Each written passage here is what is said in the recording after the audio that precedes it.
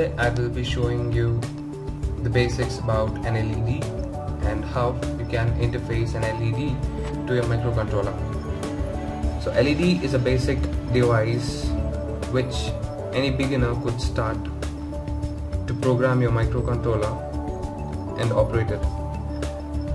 So to know about an LED and the circuit that's needed to interface to your music, you can quickly navigate to General Electronics section from embleesrobotronics.in, and when you scroll down the first section which says LED interfacing to music, this topic being the first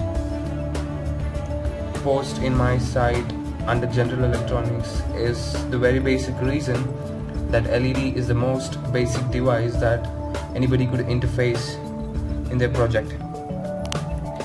So the two basic elements that you need when you are interfacing an LED is an LED and a resistor.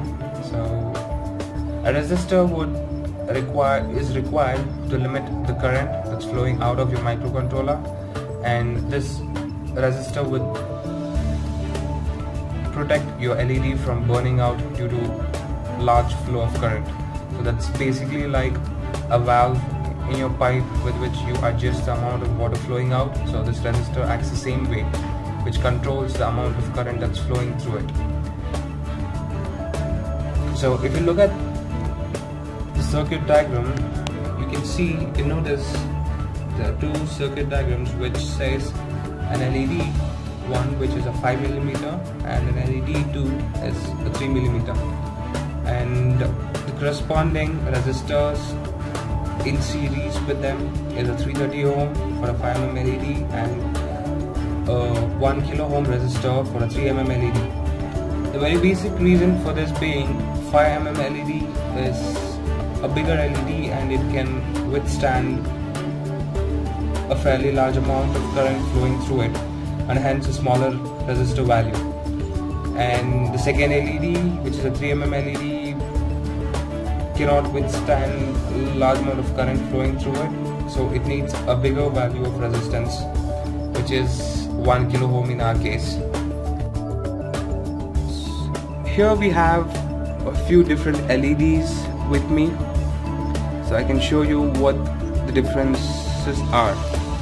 So going through this first one, which is a green LED, a smaller one compared to the others, and this is our 3mm LED.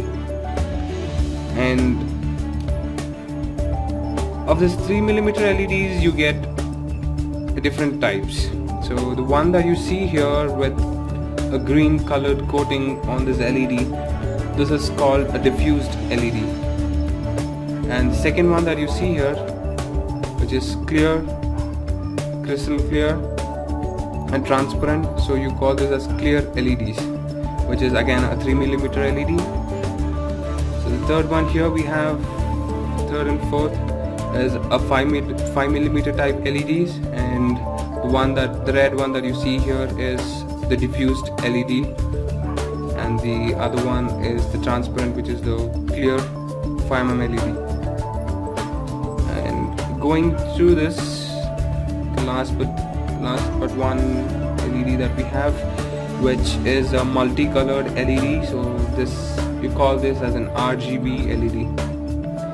LED can emit 3 different colors, which is red, blue and green, which is the primary color source, and using these LEDs pulse width modulation, you can emit almost any color of light that you want.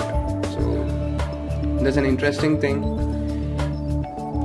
And the last one that we have here is our LED array, which has like multiple LEDs connected in parallel with a limiting resistor, which in this case is a 1 kilo ohm SIP, which is a single inline package.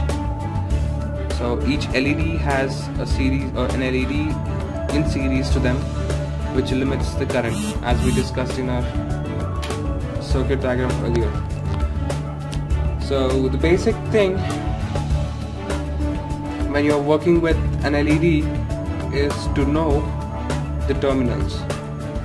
So a diode has two different terminals, which is an anode and a cathode. The line here, the marking here says this part is the cathode part and the other part, the terminal, is your anode. But when it comes to an LED, that's not the case. That there is no line to indicate which is an anode and which is a cathode. Having said that, doesn't mean that you cannot identify your terminals in your LED. So the first way that you can identify the terminal is when you have a LED which you have bought from a shop. If you notice closely, the two terminals are of different lengths.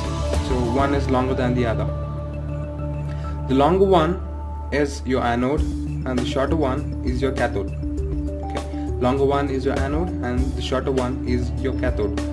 You provide a 5-volt supply or a positive supply to your longer terminal and a ground supply to your shorter terminal of your LED. The second way, when you have an LED and you've already used it and you've clipped the terminals and you don't know how to identify using the terminal length, the other way is to closely look out for a notch on either side of the terminals. So the LED, the base of the LED is circular to 3/4 of its part, but coming to one side, I don't know if I can show it to you in this video, but if you closely notice, there is a notch on one side of the terminals. So that notch tells you that this is a negative terminal or your cathode where you connect it to the ground. Okay, that's the second way. And third way to do that is if you have a clear LED like this. If you closely look for the contents inside, you can see one straight metal piece. It's connected to one of the terminal and another wide metal piece which is connected to that terminal. The wide one is your cathode and the long straight one is your anode. So that is another way to identify the terminals of your LED. And there is still another way to find out the terminals of your LED, that is by using your multimeter. So set your multimeter to your continuity mode and then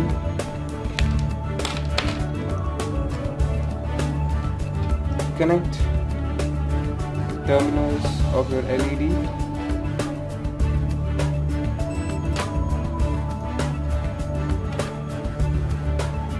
Okay, so that's how you identify the terminals of your LEDs. And when you're working with an RGB LED, it might be difficult to identify the terminals, but having said that, it's not difficult, but it's best to know what pin means what terminal it is. So the first time that you buy it from a shop, the longer terminal is your anode as for the rest of the LEDs, and the other short terminals are cathodes of all three different colored LEDs. So it's like all the three LEDs are shorted, the anodes of all the three LEDs are shorted to this pin, and the cathodes are available at three different terminals. So you can simply connect this longer terminal to a positive supply and touch or connect each of them to ground and see what LED glows, what color of light is emitted. So by that way you can easily identify the color of your LED. I have rigged up a small circuit to show how you can interface LEDs. So this is just a glowing LED by providing a 5-volt supply and a ground. So as I already told you, when these LEDs are connected, you have to limit the current flowing through them through the resistors. So I have connected a 330 ohm resistor in series to the 5 mm LED and a 1 kilo ohm resistor in series with this 3mm LED.